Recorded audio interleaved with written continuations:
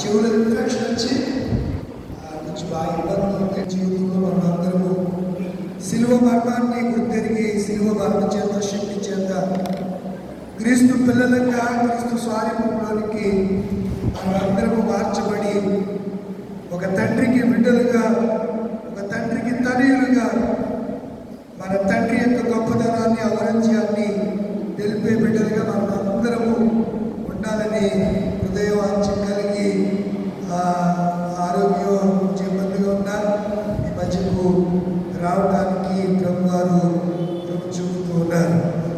ఈరోజు మన అంశం హెచ్చరిక, వార్నింగ్ అంటారు. దీన్ని ఇంగ్లీష్లో ఏమంటారు? వార్నింగ్. ఎవరికి వార్నింగ్?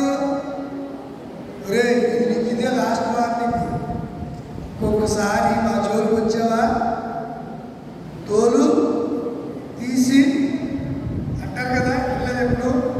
మీరు రోడ్డు అంటే వెళ్తున్నప్పుడు హెచ్చరిక బోర్డులు కనబడుతూ ఉంటాయి, సింబల్స్ వేసి మరీ ఉంటాయి. మీకు ఇలా వెళ్తుంటే నెక్స్ట్ టర్నింగ్ ఉంటుంది, ఆ టర్నింగ్ దగ్గర బోర్డు పెట్టాలి. అది పెట్టాలి. మీరు హైవే రోడ్డు అంటే వెళ్తుంటే హెచ్చరిక, కోర్టు పనులు జరుగుతున్నాయి కనుక జాగ్రత్తగా వెళ్ళండి, ఈ చోటు ప్రమాదం జరిగే స్థలం కనుక జాగ్రత్తగా ఉండండి. పేరుపాల బీచ్కి వెళ్ళారనుకోండి, అక్కడ కూడా బోర్డులు పెట్టారు. ఇప్పుడు ఇక్కడ లోతైనటువంటి ప్రాంతంలోనికి హెచ్చరిక అని చెప్పి, లోతైన ప్రాంతంలోకి వెళ్తే పురుగు చచ్చెదరు అని బోర్డులు ఉంటున్నాయి ప్రతి చోట. మనము డ్రైవర్గా లేదా డ్రైవింగ్ చేసుకుంటూ వెళ్తున్నప్పుడు ట్రాఫిక్ కానిస్టేబుల్ ఉంటాడు. ఎవరుంటారు? ఆయన చేతిలో స్టాప్ అని ఒక బోర్డు పట్టుకుని అలా నిలబడతాడు. కాసేపు ఇలా నిలబడతాడు, కాసేపు ఇలాగా అటు వచ్చిన వాళ్ళని విసిరేసుకుని వెళ్ళమంటాడు. లైన్ క్లియర్ చేస్తాడు. ఒకవేళ ప్రమాదం జరిగే పరిస్థితి ఉంటే ఏం చూపిస్తాడు? రెడ్, డేంజర్ చూపిస్తాడు. మనకు కూడా వెళ్తున్నప్పుడు సిగ్నల్స్ పడతాయి. ఏ సిగ్నల్ పడితే ట్రైన్ కదులుతుంది? గ్రీన్. ఎల్లో పడితే స్లోగా వెళ్ళమని, డేంజర్ పడితే వెళ్ళావా పోతామని అర్థం. గ్రీన్ పడితే పర్వాలేదు, హ్యాపీగా వెళ్ళవచ్చు అని అర్థం. మనం ఆలోచన చేయాలి. ఈ రాత్రి దేవుడు మనతో అంటున్నాడు ఒక హెచ్చరిక, ఒక వార్నింగ్. ఏమిటి వార్నింగ్, ఏమిటి హెచ్చరిక అని మనం ఈ రాత్రి ఆలోచన చేద్దాం. ఏ జనాలు తగ్గిపోయారు, ఎక్కడికి ఊరిలోనండి? రాత్రి చెత్త తగిలిందా? ఏమైపోయారు? మీ మగవాళ్ళు, మీ కూర్చున్న వాళ్ళు ఏమైపోయారు? ఉన్నారా? ఉంటే పర్వాలేదు, ఇవాళ కాకపోతే రేపటి కనపడతారు. అర్థమవుతుందా? మీరు నేను వేసే పంచులు మీరు లోపలిగా ఆలోచించారంటే ఇటు పగిలిపోతుంది, మీకు బాధగా ఉండదు. అర్థమవుతుందా? ఆలోచించేద్దాం. హెచ్చరిక, వార్నింగ్. ఇప్పుడు యుద్ధాలు జరుగుతున్నాయి, లేకపోతే ప్రకృతిలో బీభత్సం జరుగుతుంది. ఎలాంటి వస్తారు? మీ ఫోన్కి అలారం మోగుతూ ఉంటాయి. మీ ప్రాంతంలో ఏం పడతాయి? పిడుగులు పడతాయి. అప్పుడు మీరు నెట్ ఆన్ చేసి సెల్లో చాటింగ్ చేయకూడదు. అర్థమవుతుందా? అప్పుడు కూడా మాత్రం ప్రమాదం అని తెలిసి కూడా ఏం చేస్తారు? ఫోన్ మాట్లాడతారు. పెట్రోల్ బంక్కి వెళ్ళారనుకోండి, పెట్రోల్ బంక్ దగ్గర ఒక వార్నింగ్ ఉంటుంది, స్విచ్ ఆఫ్ లేదా ఫోను మాట్లాడకూడదు. డాక్టర్ దగ్గరికి వెళ్తే బోర్డు మీదే ఉంటుంది. ఏంటి వార్నింగ్? ఏంటి? ఒక రెడ్ కలర్లో వార్నింగ్ ఉంటుంది. మీరు ట్రాన్స్ఫర్ దగ్గర చూసారనుకోండి, కరెంట్ ఎలక్ట్రికల్ ట్రాన్స్ఫర్ దగ్గర చూస్తే 2 ఎముకలు ఒక గురేసి డేంజర్, అపాయమని కింద హెచ్చరిక. అది వోల్టేజ్ ఎంత పవర్ అయితే 33 kV అయితే 33 kV అని, 12 kV అయితే 12 kV, 11 kV అయితే 11 kV అని, ఇలా ఆ విద్యుత్తు పవర్ అంతా కూడా రాసి అపాయము, జాగ్రత్త, డేంజర్, ఒక వార్నింగ్. మీరు ట్రైన్లో ప్రయాణం చేస్తున్నప్పుడు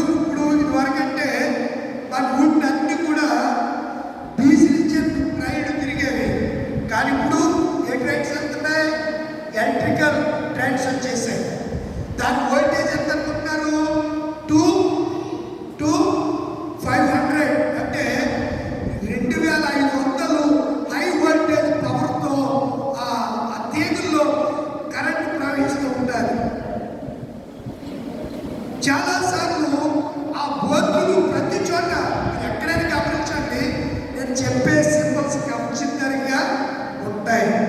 వార్నింగ్, మనకు వార్నింగ్ హెచ్చరిక తెలిసి కూడా ముందుకెళ్తే ఏం చేస్తాం? చెప్పండి, ఏం చేస్తాం? ప్రమాదంలో పడతాం.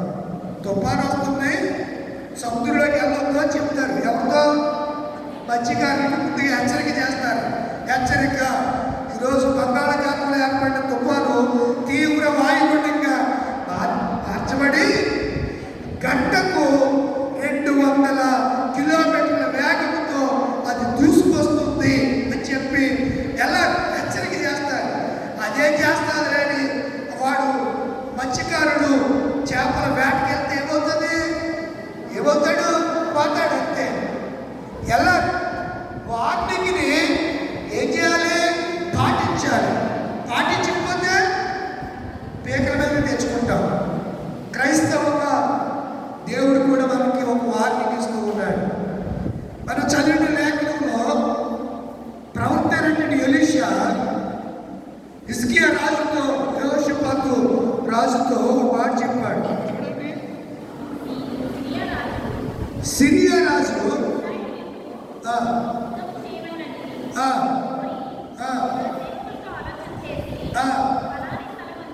ఫలాని స్థలమందు చెప్పారని ఆలోచన చేసుకుంటే నేను మాట ఉంటుంది అక్కడ. చదువు, మళ్ళీ చదువు, మళ్ళీ చదువు. సిరియా రాజు ఇశ్రాయేలుతో యుద్ధము చేయవలనని కోరి తన సేవకులతో ఆలోచన చేసి ఫలానా స్థలమందు మన సైన్యాన్ని ఉంచెదము అని చెప్పి, అయితే ఆ దైవజనుడైనటువంటి ఎలీషా ఇశ్రాయేలు రాజునకు వర్తమానం పంపి, ఫలానా స్థలంలోనికి నీవు నీ సైన్యాన్ని తీసుకుని యుద్ధమునకు పోవద్దు, అచ్చటికి సిరియనులు వచ్చి దిగి ఉన్నారని కనుక దైవజనుడు తానకు హెచ్చరిక చేసిన తెలుసుకొని తన వారిని రక్షించుకున్నాడు. ఎవరికి హెచ్చరిక చేశారు?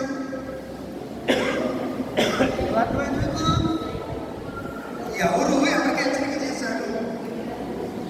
ఇశ్రాయేలు రాజులు సిరియా వాళ్ళతో యుద్ధం చేయాలనుకుంటున్నాడు. సిరియా రాజులు ఎవరితో యుద్ధం చేయాలనుకుంటున్నాడు? ఇశ్రాయేలుతో యుద్ధం చేయాలనుకుంటున్నాడు. ప్రవక్తని ఎలీషాకు దేవుడు ఫలానా చోటలో సిరియా సైన్యము మోహరించబడింది కనుక నువ్వు రాజుగారికి నీ వర్తమానం చెప్పాలి, హెచ్చరిక చెప్పాలి, ఆ చోటులోనికి నువ్వు వెళ్ళటానికి వీలు లేదు అని హెచ్చరిక చేశాడు. ఎవరు? దైవ సేవకుడు. ఈరోజు దైవ సేవకుడు హెచ్చరికలు ఎవరు పాటిస్తున్నాడండి? అందులో బాగా హెచ్చరిస్తున్నాను. అసలు నేను పట్టించుకో. కానీ ఆ రాజు వెంటనే దైవ సేవకుని మాటను అవునో కాదో తెలుసుకోండి, నీకు నమ్మకం చాలేదు, చాలక ఇద్దరు పంపించి ఎస్ కరెక్ట్, అక్కడ ఎవరున్నారు? సిరియా సైన్యము ఉందని చెప్పి అక్కడికి వెళ్ళకపోవడం చేత తన ప్రజలను, తన సైన్యాన్ని అతను ఏం చేసుకున్నాడు? కాపాడుకున్నాడు. దేవుని నామ స్తోత్రం కలుగును గాక. ఆమేన్. కాపాడుకున్నాడు. ఏది విని? హెచ్చరిక విని. ఎవరి హెచ్చరిక? దేవుడే ఒక సేవకుని ద్వారా ఒక రాజ్యాన్ని హెచ్చరిస్తూ ఉన్నాడు. దేవుడే ఒక సేవకుడు, ఆ సేవకుడు ఎలీషా ద్వారా ఇశ్రాయేలు రాజును హెచ్చరిస్తున్నాడు. ఇశ్రాయేలు రాజా, నీవు నీ సైన్యాన్ని తీసుకుని నువ్వు ఫలానా స్థలంలోనికి వెళ్ళొద్దు, అక్కడ సిరియా సైన్యము వార్డు వేసి ఉన్నది, వార్డుగాళ్ళు ఉన్నారు,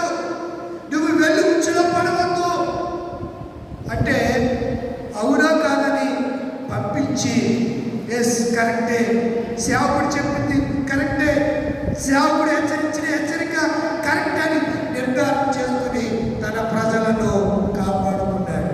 దేవుడు మనల్ని హెచ్చరిస్తూ ఉన్నాడు. ఏమిటి హెచ్చరిక? చాలా రోజుల నుంచి అమూల్యమైన అంశాలు, చాలా లోతైన అంశాలు మనం ధ్యానం చేస్తూ ఉంటాం. ఈరోజు మత్తయి సువార్తలో మనం చూస్తూ ఉంటే అక్కడ ఒక వార్నింగ్ ఇవ్వబడుతుంది. ఒక వార్నింగ్. రాత్రి యెరూషలేము పతనాన్ని గురించి మనం విన్నాం. యెరూషలేము పతనాన్ని గురించి విన్నాం. ఇప్పుడు యెరూషలేము దేవాలయంలో యేసు ప్రభువారు ఆ దేవాలయం తూర్పునున్నటువంటి ఏ కొండ మీద కూర్చున్నాడంటే ఆయన ఒలీవల. రాత్రి కూడా మీకు జ్ఞాపకం చేశారు. ఒలీవల కొండ ఎక్కడ ఉంది? తూర్పుడు ఉంది. అంత క్లియర్గా అయితే నా మొక్కలు చూస్తారండి ఇలా లేదా? చదవండి మత్తయి సువార్త 24వ అధ్యాయం 1వ వచనం నుంచి.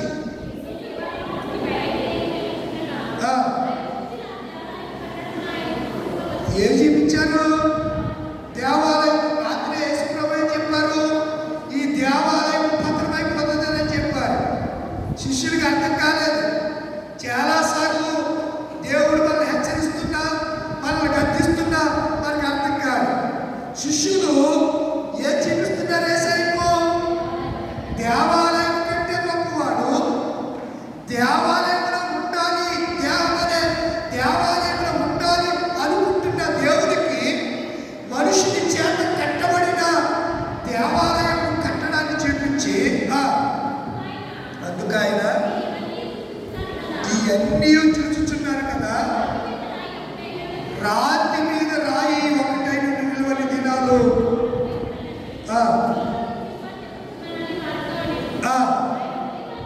ఒక హెచ్చరిక చేస్తున్నాడు. మీరు ఏదో అనుకుంటున్నారు కదా, నేను చెప్పింది వినండి, నా హెచ్చరిక వినండి. రాతి మీద రాయి ఉండిన దినాలు రాబోతున్నాయి. ఈ దేవాలయం సమూలంగా నాశనం చేయబడుతుంది. ఏ దేవాలయం? యెరూషలేము దేవాలయం. ఇప్పుడు చదవండి.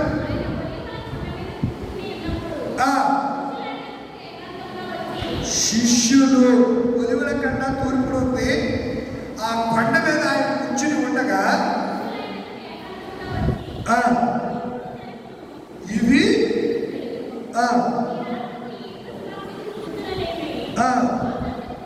నాతో చెప్పుము అనగా.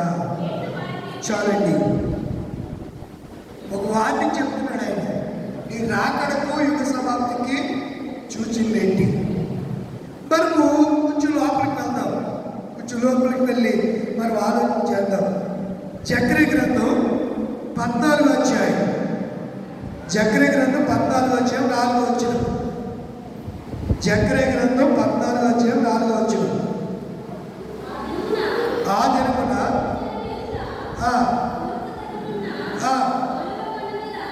ఎక్కడుంది? నాకు ఎక్కడుందో మీకు అర్థం అవ్వలేదు కదా, అందుకే రిఫరెన్స్ ఇస్తున్నాను మీకు. జకర్యా గ్రంథం ఏ గ్రంథం? అది ప్రవచన గ్రంథం. జకర్యా గ్రంథం ఏ గ్రంథం? క్రీస్తు యొక్క రాకడను తెలియజేసే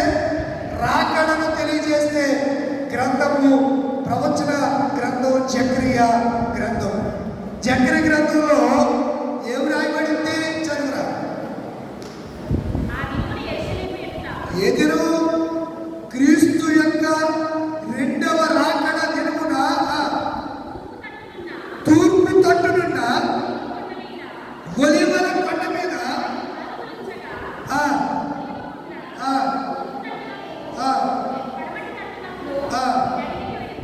రాత్రి చెప్పేది కదండి, చెప్పలేదా? రాత్రి చెప్పారు, అదే హర్మగోను యుద్ధం అని చెప్పారు.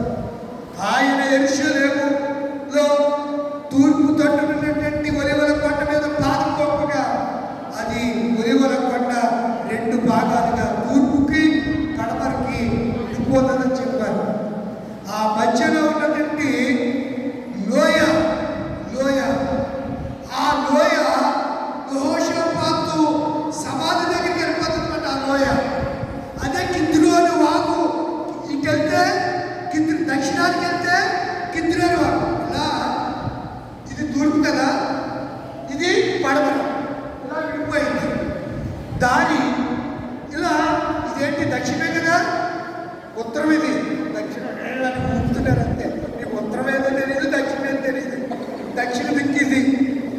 దక్షిణం ఇది, ఇది ఉత్తరం, ఇది తూర్పు, అది పడమటి. చిన్నపిల్లడి క్లాస్ చెప్పొచ్చు వస్తున్నారు. మా పిల్లలు కూడా ఇలా చెప్పండి. ఇలా వెళ్తే కిద్రోని వాకి వెళ్తారు, ఉత్తరానికి వెళ్తే. దక్షిణానికి వెళ్తే లోయ అంట, దక్షిణానికి వెళ్తే లోహోషపాతు లోయ దగ్గరికి వెళ్తారు. కిద్రోని వాగులు అన్ని శవాలు ఉంటాయి. కిద్రోని వాగులు అన్ని శవాలు, సమాధులు అన్ని సమాధులని. ఒలివల తోట, ఆ ఒలివల కొండ దగ్గరే గెచ్చమని తోట కూడా ఉంది. రాబోయే దినాల్లో వింటారు మీరు. గెచ్చమని తోట ఎక్కడుంది? ఒలివల తోట దగ్గరే, ఒలివల కొండకి కింద భాగంలో గెచ్చమనే తోట. మీరు యూట్యూబ్లో లేక చూడలేదంటే ఎరుసలేములో తెగట్టేస్తుంది అనుకుంటా. ఆ ఒలివల కొండ దగ్గర, ఆ ఒలివల వృక్షం దగ్గర, ఆ గెచ్చమనే తోటలో చూడలేదు మీరు. మీరు ఈ చూడరేమోలే, మీరు ఏయో చూస్తారేమోలే, మరి నాకు ఏం తెలుసు. సరే, ఇప్పుడు ఒలివల కొండ ఎక్కడుంది? తూర్పుడు ఉంది. ఇప్పుడు ఆయన ఎక్కడ కూర్చున్నాడు? మత్తయి సువార్తలో తూర్పు తట్టునున్న ఒలివల కొండ మీద ఆయన కూర్చున్నాడు. శిష్యులు ఏకాంతంగా వచ్చి ఆయన అడుగుతున్నారు. కనుక వాటిని మనము జ్ఞాపకం చేసుకుందాం. యేసుకేలు గ్రంథం 33వ అధ్యాయం.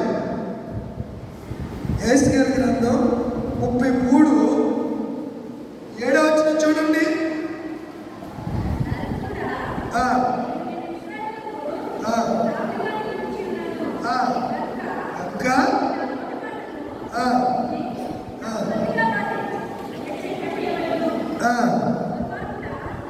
అమ్మా ఎక్కడ చదువుతున్నావు? ఒక్కసారి ఆగుతావా? నేను చూస్తున్నాను. 33 అక్కడ హెచ్చరిక అనే మాట కనపడుతుంది చూడు మనకి.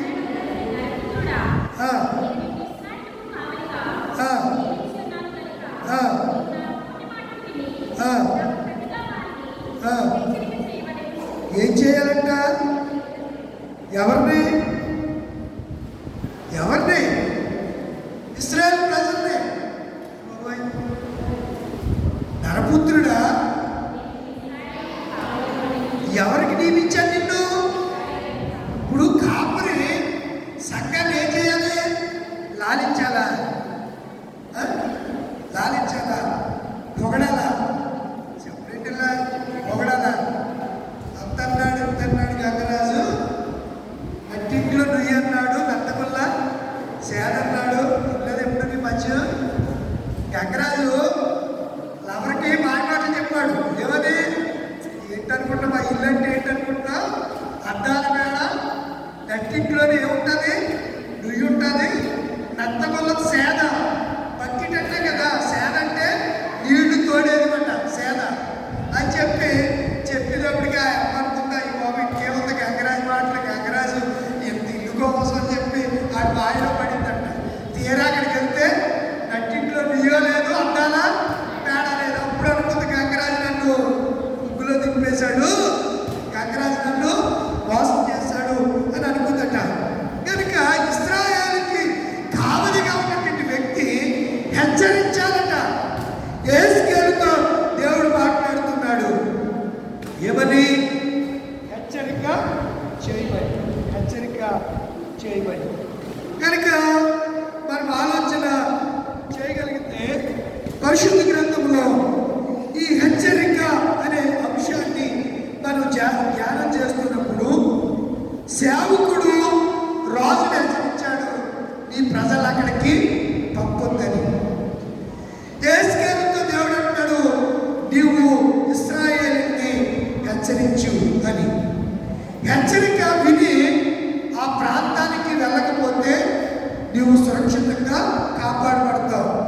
హెచ్చరికను పెడచెవిని పెట్టి నువ్వు అక్కడికి వెళ్తే ప్రమాదం ఖర్చులోనికి పెడతావు. నేను రక్షించేవారు ఎవరు ఉండరు అనే సంగతిని నేను మీకు జ్ఞాపకం చేస్తున్నాను.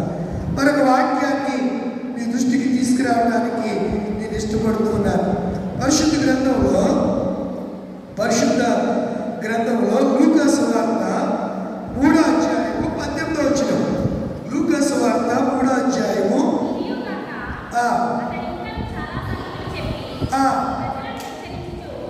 ఎవరిని హెచ్చరించాడంట? బోధ వినడానికి వచ్చిన వారు అతడంటే ఎవరతను? యోహానమ్మా. యోహాను గారు. ఎవరు? యోహాను గారు బోధ చేస్తూ తన ఎందుకు వచ్చిన వారిని హెచ్చరిస్తూ వారికి సువార్తను హెచ్చరిస్తూనే ఏం ప్రకటిస్తున్నాడంట? సువార్త. ఈరోజు సువార్థికుల్లో హెచ్చరిక అనేది కరువైంది పిల్లలు. మరో మాట జ్ఞాపకం చేయడం మీకు అద్భుతమైన మాట. 19వ కీర్తన 11వ వచనం. 19వ కీర్తన 11వ వచనం. ఏంటి వలన? మరి అదే బైబిల్, అదే వాటంటే ఏంటి వలన? దేవుని మాటల వలన నీ సేవకుడు ఏం పొందుతాడు? హెచ్చరిక పొందుతాడు. దేవుడు మనల్ని గద్దిస్తున్నప్పుడు, మనం హెచ్చరిస్తున్నప్పుడు హెచ్చరికకి మనం ఏం చేయాలి? లోబడాలి. లోబడకపోతే ప్రమాదానికి గురవుతామంటే తిరిగిలేదు. హెచ్చరించేటప్పుడు లోబడకపోతే ప్రమాదానికి ఖచ్చితంగా గురి అవుతామనే సంగతిని నేను మీకు జ్ఞాపకం చేస్తున్నాను. మరొక మాట జ్ఞాపకం చేసి 1-2 విషయాలు మీతో మాట్లాడడానికి నేను ఇష్టపడుతూ ఉన్నాను. చూడండి, తిమోతి గారికి అపోస్తలుడైన పౌలు రాసినటువంటి మొదటి పత్రిక 4వ అధ్యాయం 13వ వచనం. నేను వచ్చే వరకు. ఎవరు? యేసయ్య గారమ్మా. పౌలు గారు తిమోతి గారికి అంటున్నాడు, మీరు జాగ్రత్త వినాలి. మత్తయి సువార్త 24వ అధ్యాయంలో నేను వచ్చేటప్పుడు ఎలా ఉంటాయో శిష్యులతో చెప్తున్నాడు. ఏ కొండ మీద? ఒలివల కొండ మీద. ఇందాక యేసుగారితో దేవుడు ఏం చెప్పమన్నాడు? నా వైపు తిరగమని నా ప్రజలకు నువ్వు హెచ్చరిక చేయమన్నాడు. కీర్తనకారుడు ఏమంటున్నాడు? నీ మాటల చేత నేను హెచ్చరిక నొందినప్పుడు నేను నీ వైపు తిరిగితే నేను మేలును పొందుతానన్నాడు. ఇప్పుడు తిమోతి గారికి పౌలు గారు ఉత్తరం రాస్తూ, నేను వచ్చే వరకు చదువుట ఎందును, హెచ్చరించుట ఎందును, బోధించుట ఎందును ఎలా ఉండాలి? జాగ్రత్త. అంటే బీ కేర్ఫుల్. జాగ్రత్త. నేను వచ్చే వరకు తిమోతి, నా కుమారుడా తిమోతి, నేను వచ్చే వరకు నేను ఎఫెసులో ఉన్నాను. శీఘ్రముగా నీ వద్దకు రావాలని ఉద్దేశించుచున్నాను. బంధకాలు నా కొరకు కాచుకుని ఉన్నాయి. ఇదిగో సువార్తను ప్రకటించి సాధ్యమైతే శీఘ్రంగా నీ దగ్గరికి వచ్చేస్తాను నేను. అప్పటి వరకు నువ్వు ఎలా ఉండాలి? చదువుట ఎందును, హెచ్చరించుట ఎందును. ఎవరిని? నువ్వు వాక్యం చదవాలి. చదివి ప్రజలు ఏం చేయాలి? హెచ్చరించాలి. ఈరోజు చదవరు, హెచ్చరికలు బాగా చేస్తారు. చదవరు, హెచ్చరికలు బాగా చేస్తూ ఉంటారు. పౌలు గారు తిమోతి గారికి ఉత్తరం రాస్తున్నారు కదా, నేను వచ్చే వరకు.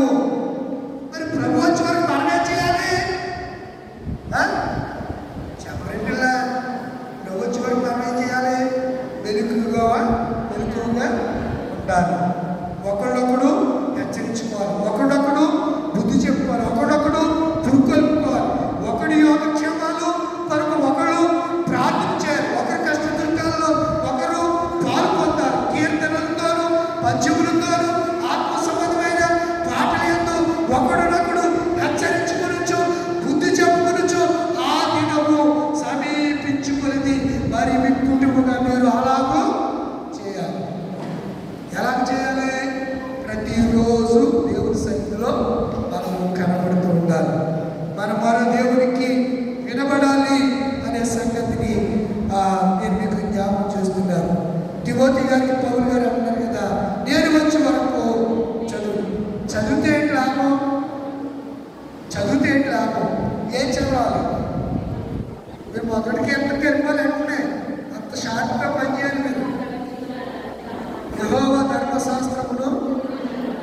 చదివి ధ్యానించేవాడు.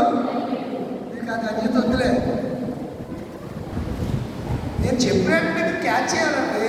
అది విశ్వాసం లక్షణం. ఎప్పుడు ఎలాగే ఉంటారా ఏంటి మీరు? నేను ఏమన్నాను? చదవాలి. ఏం చదవాలి? వాక్యాన్ని. చదివితే ఏం జరుగుతుంది? ధన్యుడు అవుతాం. ఆ మాట ఉంది అక్కడ, యెహోవా ధర్మశాస్త్రము దివారాత్రులు చదివి దాన్ని ధ్యానించేవాడు, చదివి ధ్యానించేవాడు ధన్యుడు. అని ఎలా ఉంటాడు? ఆ అమ్మ ఎలా ఉంటుంది? ఫలాలిచ్చే చెట్టు వలె ఆకువాడంగా, ఆకులు వాడుకో ఫలమిచ్చు చెట్టు వలె ఉంటుంది. ఇంకో మాట చెప్పాడు, అతడు నువ్వు చేయనిదన్నయ్యో. మరి మనం చదవం, అందుకే ఎందులోనూ సఫలీకృతం కాలేకపోతున్నాం. వాటికి లోబడిట్ల హెచ్చరికను దృఢీకరిస్తున్నాం కనుక తిమోతితో పౌలు గారు ఈ మాట చెప్పారు. మరొక మాట మీకు జ్ఞాపకం చేస్తాను. తిమోతి గారికి వ్రాసినటువంటి ఆ పత్రికలోనే తిమోతికి రాసినటువంటి మొదటి పత్రిక, రెండవ అధ్యాయం, మొదటి పత్రిక 2వ అధ్యాయం 2వ వచనం. అబ్బా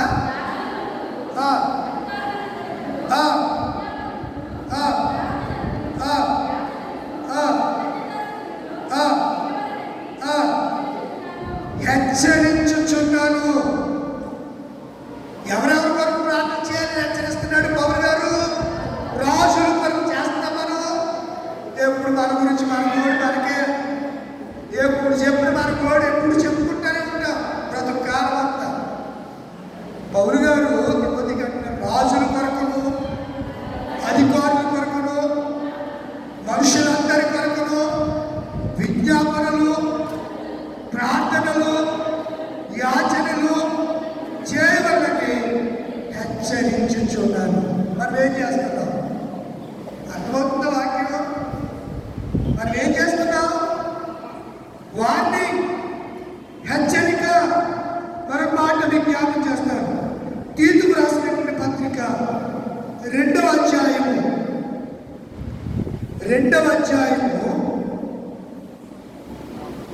వచనం. వేటిని గురించి? పైన చాలా సంగతులు ఉన్నాయి. మనం ఎలా ఉండాలో విశ్వాసులు అంత్య దినాలలో అపాయమైన కాలములు వచ్చిన కనుక మనుషులు ఎలా ఉంటారు? స్వార్థ ప్రియులు, చెప్పండి, అతిథేంద్రియులు, స్వచ్ఛనిదేశులు, ఇంకా దుర్జనులు, అబద్ధికులు, అవిధేయులు, ఈ మాటలన్నీ చెప్తూ కిందకు వచ్చేసరికి అంటున్నాడు, చదవమ్మా, వీటిని గురించి బోధించచ్చు, హెచ్చరించచ్చు. ఏ బోధన ఖండించాలి? నేను చేసే పని అదే. వచ్చిన కానించి నేను చేసే పని అదే. ఏ బోధ? చెప్పండి రా. దుర్బోధ ఎవరిది? అపవాదిది. హితబోధ ఎవరిది? దేవునిది. దుర్బోధకులు ఇప్పుడు యేసు ప్రభు ఆఫ్ చేస్తూ వార్నింగ్ ఇస్తా అంటాడు, ఇదిగో ఇప్పుడు మళ్ళీ ఒకసారి మత్తయి సువార్తలోకి వచ్చేయండి. మత్తయి సువార్త 24వ అధ్యాయంలోకి వచ్చేయండి. వారితో ఇట్లా నేను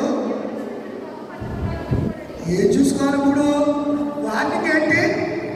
యేసు ప్రభు చెప్తున్న మొదటి వార్నింగ్ ఏంటి చెప్పండి? ఎవడును మిమ్మును ఇప్పుడు సులువుగా మోసం చేస్తున్నారండి. మోసం మంచినీళ్ళు తాగినట్టుగా మోసపోతున్నారు జనాలు. మోసపోయాను కానీ అర్థం కావట్లేదు మోసపోయాను అని. అమ్మకి ఏజెంట్కి డబ్బులు ఇచ్చానండి, వాడు నన్ను మోసం చేశాను. ఏజెంట్కి నమ్మకంగా అప్పు తీసుకున్నానండి, వాడు నన్ను మోసం చేశాడు. ఎవట్లా ఎంత లేదు, నాలుగు చేతిలో బంది వేశాడు, రేపు ఇచ్చేస్తాను అన్నాడు.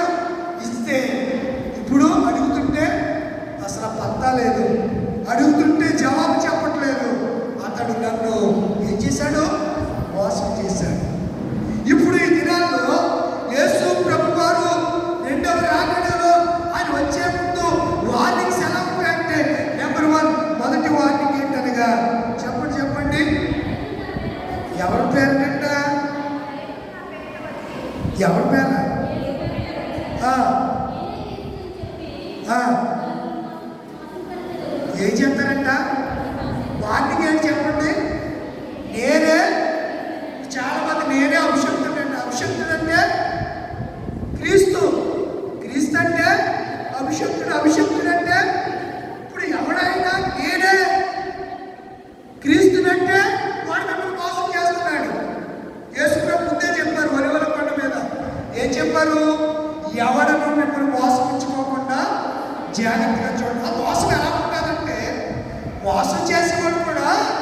ఎవరిని వాడుకుంటాడు? అందరూ దేవుడు వాడుకునే వాళ్ళేనండి. అవుతుందా? అందరూ కూడా దేవుడు వాడుకునే వాళ్ళే. చదవరా.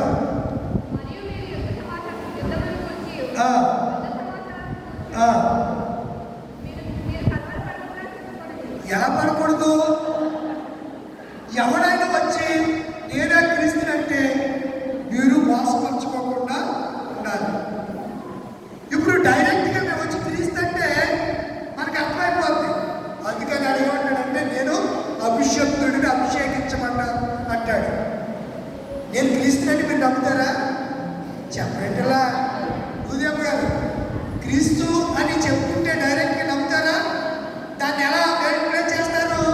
నేను అభిషక్తుడిని ప్రభు దగ్గర నుంచి పంపబడ్డాననేటప్పటికి నిజమే కోపసు వాడు ఎప్పుడు చెప్తాడు? తర్వాత చెప్తాడు.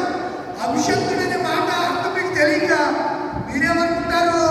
నిజమే కోపసు, క్రీస్తే కోపసు అని అనుకుంటారు. నేను ఒక మాట మీకు జ్ఞాపకం చేస్తాను. చూడండి, హెచ్చరిక. దేవుడు హెచ్చరిస్తాడు, అపవాది బెదిరిస్తాడు. బెదిరింపు వేరు, మనిషేనా? హెచ్చరిక వేరు. మనకు హెచ్చరిక వేరు. కొంతమంది బెదిరిస్తారు. ఎంత చూస్తాను ఈ సంగతి ఏం చేసావు నాకు తెలియదు అనుకుంటున్నావా? దాన్ని ఏమంటారు? బెదిరింపు. నీ లిస్కులన్నీ ఎక్కడున్నాయి? నా దగ్గర. దీన్ని ఏమంటారు? బెదిరింపు. అర్థమవుతున్నా? బెదిరింపుని హెచ్చరిక తేడా తెలుస్తుందా? హెచ్చరిక అంటే ప్రభా నువ్వు చేస్తున్నది తప్పు, అది చేయకూడదు. నువ్వు చేస్తున్నది తప్పు, అది చేయకూడదు. మంచిగా బ్రతుకు, అది హెచ్చరిక. బెదిరింపు నువ్వు ఏం చేసినా మాట్లాడు.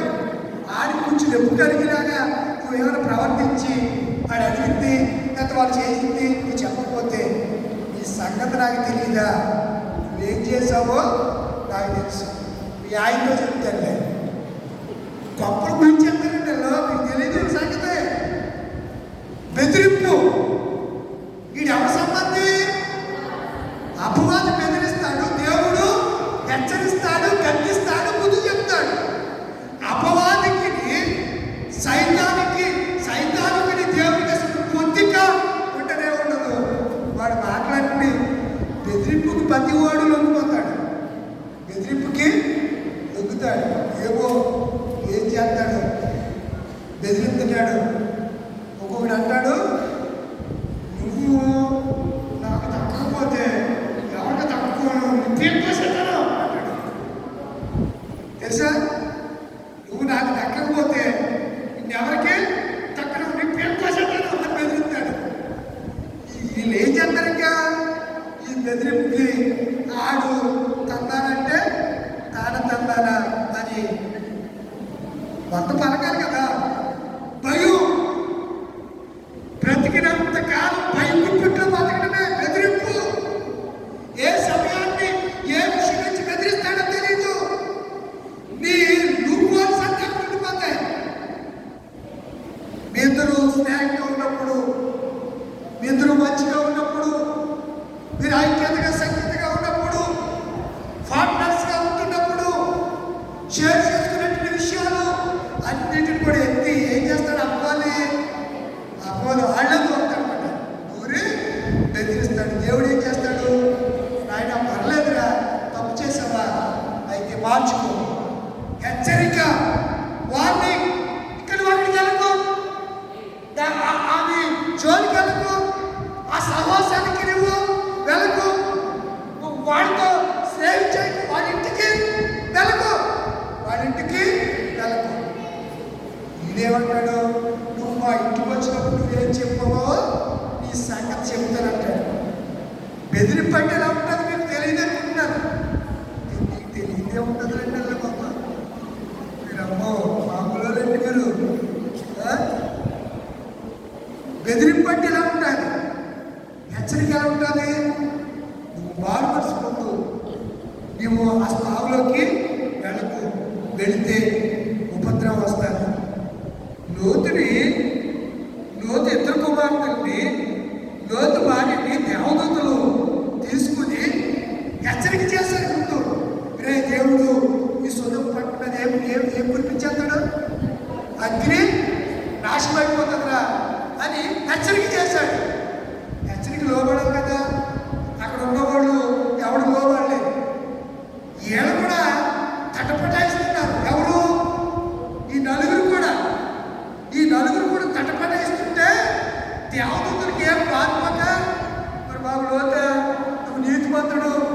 అంటే మీ పినతండ్రి ఎవరి కోసం తెగ పాపం చేసేస్తున్నాడు.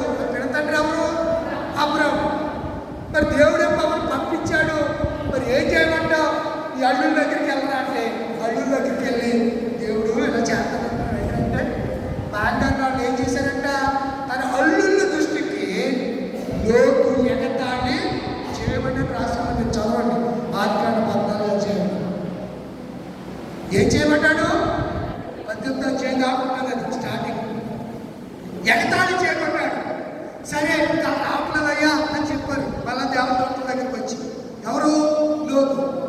సరే నీ కూతుర్లకన్నా చెప్పుకున్నావంటే కూతుర్లకి చెప్తే డాడీ ఏం పర్లేదు డాడీ, నువ్వు నీకంత ఏదో పుచ్చి పట్టుకుంది, నీకేదో మతి ప్రాపించింది, నీకేదో జరిగిపోయింది అని చెప్పి కూతుళ్ళు రే కూర్చో మనకి గిల్లేసిందా పిల్ల, మళ్ళీ గిల్లేందంటే ఇన్నే నెలపిల్ల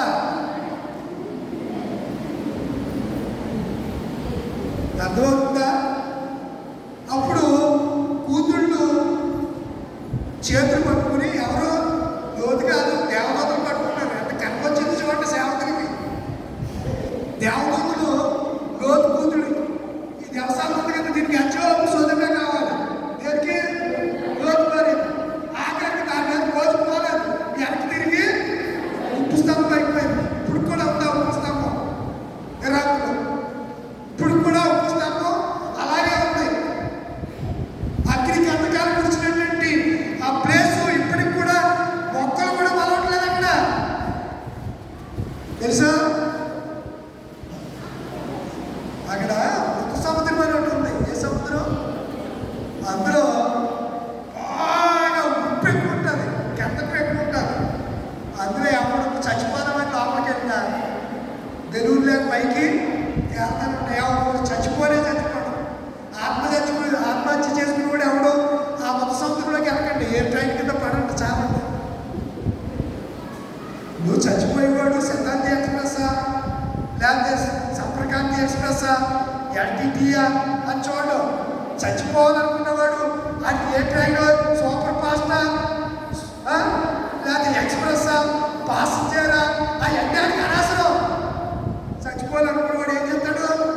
వెళ్ళి దాని కింద పడతాడు. వీడికి బెదిరింపు. నేను బతుకుంటే నన్ను ఏదో చేసేస్తాడు, నేను బతుకుంటే నన్ను పంచాయతీలో నిలబెట్టేస్తాడు, నేను బతుకుంటే నా మీద కేసు పెట్టి పోలీసులతో 3rd డిగ్రీ ఉపయోగించేస్తాడు. ఏ డిగ్రీ? మూడో పుల్లు బాగాలంటే అతను కూడా నన్ను కొట్టేశారు, నన్ను వాళ్ళని పగలిపోయారు అని చెప్పి ఐపీఎస్ ఆఫీసర్లు మీద పట్టుకోగలడు. తెలుసా మీకు? మీకు తెలియదులే, నేను చెప్పకూడదు.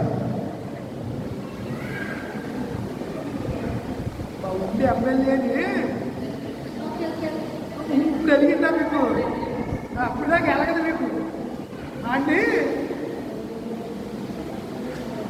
ఓ ఎమ్మెల్యే గారు అంటాడు, పందిని ఇలా కట్టట్టు మిమ్మల్ని కట్టేసి మిమ్మల్ని కొట్టేశారంటే అధ్యక్ష అనేటప్పటికి నిజమేనండి మామూలుగా నన్ను మామూలుగా కొట్టలేదండి బాబా. ఆ కక్ష కట్టుకుని మా ఊళ్ళో ప్రార్థన మందిరాలన్నీ పడగొట్టేస్తున్నారు. మా నియోజకవర్గంలో ఇప్పటికి 15 దేవాలయాలు పడగొట్టేయాడు. రోడ్డు పక్కన ఇల్లు వేసుకునే వాళ్ళు అందరూ ఆకులు, ఐవేవరం, ఏలూరుపాడు, చక్రం, కాళ్ళ, కొండాడ, చాలా ఊళ్ళు, ఓపెల్ల, మొత్తం రోడ్డు పక్కన ఇళ్ళన్నీ ఎక్కేస్తున్నాడు. రోడ్డు పక్కన ఉన్నవాళ్ళు అందరూ ఎవరో మనోలే. ఆ రోడ్డు పక్కన ఉన్న వాళ్ళందరూ ఇంత విధ్వంసకరమైన పరిస్థితితో ఒకసారి ఆలోచించే. ఎందుకు ఈ విషయాలు చెప్తున్నానంటే దేవుడు మన ముందే వాక్ చేస్తున్నాడు, హెచ్చరిక చేస్తున్నాడు. రే బిడ్డ, ఈ ప్రమాదం ఉంది, నేను వస్తాను. వచ్చేటప్పుడు ఏం జరుగుతుంది?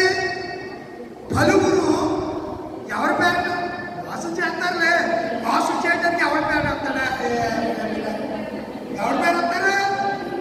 నా పేరంట, అంటే యేసుక్రీస్తు పేరంటే. ఆయన అంత క్లియర్. మీరు బైబిల్ ఏం చదువుతున్నారు అసలు? మీరు మళ్ళీ చదువురా.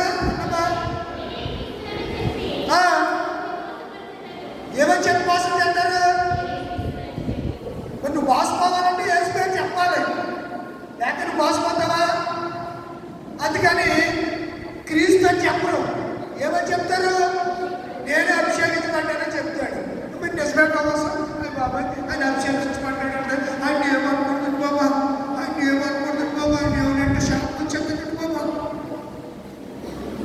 ఇలాంటి మెంటాలిటీతో ఉండకండి. పలువురు ఏదో ఒక చిన్న గుంపుల గురించి పలువురు నా పేరున వచ్చి నేనే క్రీస్తునని నెంబర్ 1 నెంబర్ 1 మోసం. రెండోది టైం అయిపోతుంది చదవరా.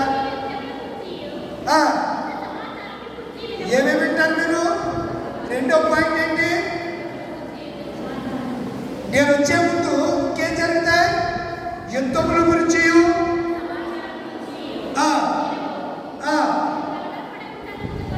ఎవరు మాటలు ఎవరితో చెప్తున్నాడు? ఆయన శిష్యులతో చెప్తున్నాడు. మనం కూడా శిష్యులమే కదా, మనం కూడా వినేవారమే కదా. ఏసైకి చెప్పేవారు కాదు కదా, వినేవారమే కదా. మీ హృదయములు కలవరపడి చూసుకున్నాడే. ఆ రోజు దగ్గర చదవాలి. ఇవి జరగవలసి ఉన్నవి కానీ ఏమి రాదంట. ఇదిగో వచ్చేస్తున్నాడు యేసు, అదిగో వచ్చేస్తున్నాడు యేసు అంటే మీరు ఏం చేయకూడదు? నమ్మకూడదు. క్రీస్తు అక్కడని ఇక్కడని చెప్పినా మీరు వెళ్ళకూడదు. 4వ వచనం ప్రారంభించి యేసు వారి తిట్లు నేను ఇప్పుడు మోసపరచకుండా చూసుకోండి. నెంబర్ 2 అనేకులు నా పేరును వచ్చి క్రీస్తునని చెప్తారు, పలువురిని మోసం చేస్తారు. యుద్ధముల గురించి యుద్ధ సమాచారం గురించి మీరు కలవరపడకుండా చూసుకోండి. ఇవి జరగవలసి ఉన్నవి కానీ అంతము వెంటనే ఏమి రాదంట. అంతము వెంటనే రాదు. అంతము ఇది కడవరి కాలపు హెచ్చరిక, ఇది సిలువ శివార్త ప్రణాళిక. ఇది కడవరి కాలం. ఇప్పుడు వచ్చేసాం. ఇది సిలువ శివార్త ప్రణాళిక. రక్షణ నీకుంటే రారాజుతో యేసుతో ఉంటావు. రక్షణ లేకుంటే నీ జాతిలో ఉంటావు. రక్షణ నీకుంటే రారాజుతో ఉంటావు. రక్షణ లేకుంటే నీ జాతిలో ఉంటావు.